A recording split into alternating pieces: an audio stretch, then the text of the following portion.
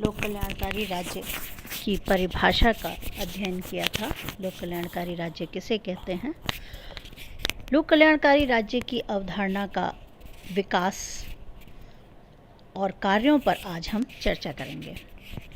लोक कल्याणकारी राज्य की अवधारणा एक प्रगतिशील विचार है जिसका विकास धीरे धीरे हुआ। इसकी परिभाषा का अध्ययन कर चुके हैं और भारत में जो प्राचीन काल में जो राज्य था, राम राज्य की जो हम बात करते थे, वो धारणा प्रचलित थी जिसमें भी यही भाव निहित था कि प्रत्येक व्यक्ति को अपने व्यक्तित्व के सर्वांगीण विकास का अवसर स्वतंत्र रूप से मिलना चाहिए। राज्य का यह कर्तव्य है कि वह अपने समस्त निवासियों के व्यक्तित्व विकास की सभी आवश्यक परिस्थितियां उपलब्ध कराए। हमारे जितने भी प्राचीन ग्रंथ हैं, महाभारत, पुराण, वेद, पाराशर की स्मृतियां, चाहे वो कौटिल्य का अर्थशास्त्र रहा हो, इन सभी में राज्य द्वारा उसके निवासियों के कल्याण की अंतर्निहित भावना देखी जाती है। वेद व्यास जी ने महाभारत में कहा कि जो सम्राट अपनी प्रजा को पुत्रवत समझकर उसके बहुमुखी विकास का प्रयत्न नहीं करता, वह नरक का भागी होता है। इसी प्रकार की धारणा यूनान के नगर राज्यों में भी प्रचलित थी। हम जब अरस्तु और प्लेटो के बारे में देखते हैं तो उन्होंने राज्य पर काफ़ी अधिक एम्फेसिस दिया। राज्य को एक नैतिक संगठन माना जिसका उद्देश्य किसी एक वर्ग विशेष के हित में नहीं बल्कि समस्त नागरिकों के हित में कार्य करना होता है। मध्य युग में हम देखें तो थॉमस क्रीन बेंथम ने भी राज्य के इसी लोक कल्याणकारी स्वरूप को अभिव्यक्ति दी, अपनी रचनाओं में उनके बारे में चर्चा की। 1950 में भारत की स्वतंत्रता के पश्चात जो हमने संविधान अंगीकार किया, उसके अंतर्गत राज्य के जो नीति निर्देशक तत्व हैं, हम उनके बारे में प्रारंभिक कक्षाओं में पढ़ चुके हैं कि नीति निर्देशक तत्व क्या होते हैं। नीति निर्देशक तत्व एक मार्गदर्शक सिद्धांत हैं जो राज्य को नीति निर्धारित करने के लिए निर्देशित करते हैं। इन सभी सिद्धांतों में भारत को एक लोक कल्याणकारी राज्य बनाने के लिए दिशा दी गई। हम कुछ तत्वों के बारे में देखेंगे जो संविधान में एक लोक कल्याणकारी राज्य को इंगित करते हैं, जैसे प्रत्येक स्त्री और पुरुष को जीविका के पर्याप्त साधन मिलें, समाज की संपत्ति के स्वामित्व और नियंत्रण का अधिक से अधिक सामूहिक हित में वितरण किया जाए, देश की संपत्ति कुछ ही हाथों में केंद्रित ना हो, बच्चों और नवयुवकों का शोषण से रक्षा हो, नैतिक भौतिक पतन से रक्षा हो, सबको समान जीविका और शिक्षा प्रदान की जाए, बेरोजगारी, बुढ़ापा, बीमारी या किसी भी कारण से जीविका कमाने में असमर्थ व्यक्तियों को सरकार की ओर से सहायता प्रदान की जाए, 14 वर्ष के सभी बच्चों को निःशुल्क अनिवार्य शिक्षा दी जाए, अनुसूचित जाति और जनजाति तथा आदिम जातियों के सम्मान के लिए तथा अन्य पिछड़े वर्गों के शैक्षिक और आर्थिक हितों की विशेष सावधानी में वृद्धि जैसे अनेक प्रावधान भारतीय संविधान के नीति निर्देशक तत्वों के अंतर्गत राज्य को निर्देशित करते हैं। हम ये भी देखते हैं कि व्यक्तिवादी जो विचारधारा थी, उस विचारधारा के अंतर्गत राजाओं के द्वारा जनता का शोषण किया जाने लगा और इसी का विरोध स्वरूप लोक कल्याणकारी राज्य का उदय हुआ।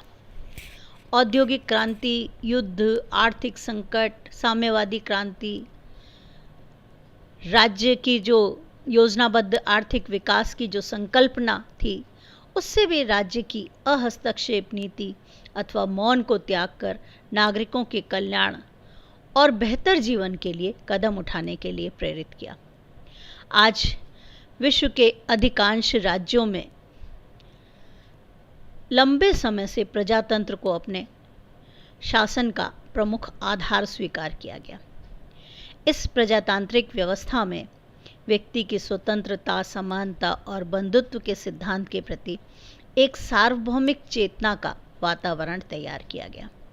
इन सभी कारणों से हम देख सकते हैं कि आधुनिक विश्व में लोक कल्याणकारी राज्य की विचारधारा को राज्य के कार्यों का प्रमुख आधार बनाया गया। कुछ विशेषताओं के बारे में हम देखेंगे कि ऐसा क्या है, क्या कैरेक्टरिस्टिक्स हैं वेलफेयर स्टेट के। लोक कल्याणकारी राज्य की अवधारणा अपने परिवेश में राज्य के कार्यक्षेत्र के बारे में समाजवादियों के द्वारा जो समर्थित विचारधारा थी उसको अपने आप में समेटता है।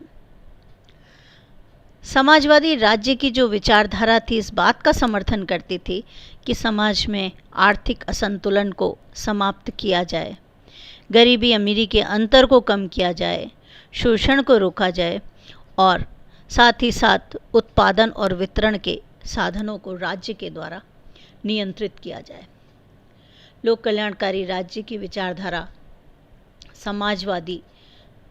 समाजवादियों के द्वारा इंगित इन लक्ष्यों के विपरीत नहीं है, बल्कि इस विचारधारा की अधिकांश सीमा तक समर्थन करती है।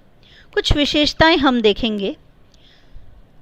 पहली जो विशेषता है, लोक कल्याणकारी राज्य एक सकारात्मक राज्य है। Welfare state is a positive state. A.R. Desai ने एक किताब लिखी थी the myth of the welfare state. उसमें लोक कल्याणकारी राज्य को एक ऐसी संस्था माना जो सकारात्मक अच्छाई लाने में समर्थ है। सकारात्मक से मतलब पॉजिटिव अप्रोच रखती हो। राज्य एक ऐसा साधन है जिसका उपयोग लोगों को अपने हितों को बढ़ाने के लिए, हालात सुधारने के लिए, स्वास्थ्य व सुरक्षा का प्रबंध करने के लिए करना चाहिए। लोक कल्याणकारी राज्य की अवधारणा यद्यपि मूल रूप से सरकार के सकारात्मक कार्यों पर बल देती है, लेकिन अगर हम नकारात्मक रूप में भी देखें तो यह अवधारणा समाज में गलत कार्यों पर प्रतिबंध लगाने की भी पक्षधर है। दूसरी विशेषता है, लोक कल्याणकारी राज्य का लक्ष्य लोक कल्याण से जुड़ा हुआ है, जन कल्याण से जुड़ा हुआ है। ये लोक कल्याणकारी राज्य संविधान की प्रस्तावना में अभिव्यक्त की गई सारी ही चीज़ों को समर्थन देता है। तीसरी विशेषता है, लोक कल्याणकारी राज्य एक प्रजातांत्रिक राज्य है। लोक कल्याणकारी राज्य प्रजातांत्रिक राज्य है, democratic state. Welfare state is a democratic state. राजनीति शास्त्र के विचारकों का मानना है कि लोक कल्याणकारी राज्य प्रजातांत्रिक राज्य होता है। प्रजातंत्र यानी जनतंत्र, जनता का शासन। अब्राहम लिंकन ने कहा था, जनता का, जनता के लिए, जनता द्वारा शासन। वह राज्य जनता की इच्छा की जहाँ पर अभिव्यक्ति हो और इस इच्छा की पूर्ति को ही वह अपने कार्यों को आधार बनाए, तो उसे हम कहते हैं कि वो प्रजातांत्रिक राज्य है। जैसे न्यूनतम आय के साधन की गारंटी देना उनको, सामाजिक संकटों, पारिवारिक कष्टों को दूर करने के लिए सामाजिक सुविधाएं प्रदान करना, समाज के निर्बल और असहाय लोगों को आगे बढ़कर मदद करना आदि अनेक ऐसे कार्य हैं जो प्रजातांत्रिक यानी डेमोक्रेटिक स्टेट के द्वारा ही कर सकता है। डिक्टेटरशिप कोई राज्य नहीं है। अधिनायकवादी व्यवस्था को हम राज्य नहीं कह सकते। राजनीतिक विचारधारा में वर्तमान में विश्व के साम्यवादी देशों जैसे सोवियत संघ, चीन तथा इन खेमों में भी अन्य देशों को प्रजातांत्रिक और लोक कल्याणकारी राज्य नहीं माना जा सकता। इन विचारकों ने प्रत्येक लोक कल्याणकारी राज्य में ऐसी औपचारिक प्रजातांत्रिक संस्थाओं की उपस्थिति को आवश्यक माना है जो व्यक्ति की इच्छाओं को सरकार तक पहुंचाने में एक संदेश वाहक के रूप में कार्य करते हैं। लोक कल्याणकारी राज्य मिश्रित अर्थव्यवस्था का पक्षधर है। Welfare state is an advocate of mixed economy. लोक कल्याणकारी राज्य मिश्रित अर्थव्यवस्था। क्या है मिश्रित अर्थव्यवस्था? मिश्रित अर्थव्यवस्था यानी पूंजीवाद और समाजवाद का मिश्रण होना चाहिए। यानी उत्पादन व वितरण दोनों के संबंध में राज्य का कुछ सीमा तक हस्तक्षेप आवश्यक हो। लोक कल्याणकारी राज्य के जो विचारक हैं वो पूंजीवादी समाज की बुराइयों जैसे गरीबी, बेरोजगारी, असुरक्षा की भावना को दूर करने के लिए प्राकृतिक साधनों का सर्वोत्तम उपयोग कर उत्पादन और वितरण के साधनों पर राज्य का नियंत्रण आवश्यक समझते हैं, ताकि लोगों को एक न्यूनतम आय की गारंटी दी जा सके, परंतु साथ ही साथ वह निजी क्षेत्रों को भी मौका देना चाहता है, उस पर पूर्ण प्रतिबंध नहीं लगाता। इस तरह यह मिश्रित अर्थव्यवस्था का समर्थक है। लोक कल्याणकारी राज्य निम्न प्रकार की आर्थिक सुरक्षा भी प्रदान करता है। आर्थिक सुरक्षा से यहाँ हमारा तात्पर्य है आर्थिक सुरक्षा, इकोनॉमिक सिक्योरिटी। आर्थिक सुरक्षा के बिना राजनीतिक स्वतंत्रता का कोई मूल्य नहीं होता। जब तक हमारे पास धन नहीं है, जब तक हम कोई भी कार्य उचित तरीके से नहीं कर सकते। इस विचार को ध्यान में रखकर वेलफेयर स्टेट सबसे पहले व्यक्ति की आर्थिक सुरक्षा की व्यवस्था करता है। ये हमारा एक्सपीरियंस है कि सभी प्रकार की शासन व्यवस्थाओं में राज्य की शक्ति प्रायः उन लोगों के पास होती है जो कि फाइनेंशियली साउंड होते हैं, जो कि आर्थिक रूप से समृद्ध होते हैं, संपन्न होते हैं। अर्थात राजनीतिक शक्ति आर्थिक शक्ति की सहयोगी होती है।